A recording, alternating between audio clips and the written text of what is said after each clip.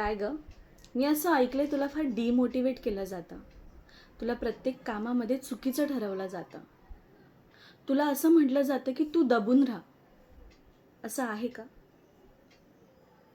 मग तू काय विचार करतेस जेव्हा तुला चुकीचं ठरवलं जातं, तेव्हा तुला असा विचार येतो की मी तर चुकीची नाही आहे ना? का मीच काही चुकी करत असेल? हां, तू थोडी ब्लंट आहेस, बोल्ड आहेस, तू पटकन बोलून जातेस, चूक असलेल्या गोष्टीला बाजूला लगेच सारतेस आणि सत्यच बोलतेस. म्हणून तुला प्रत्येक वेळेस डिमोटिवेट केलं जातं आणि प्रत्येक वेळेस तुला कटघऱ्यामध्ये उभं केलं जातं.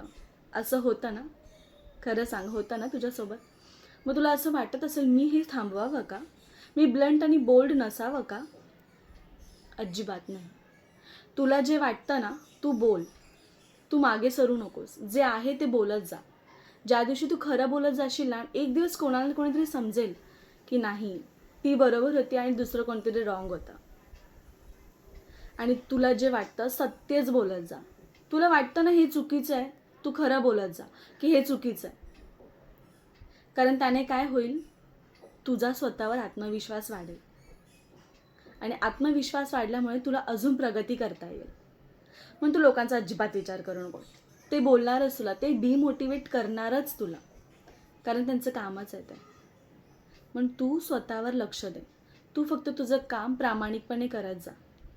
आणि एक दिवस सत्याचा बोलबाला होतो, लक्षात ठेव. सत्य हे नेहमी जिंकतं.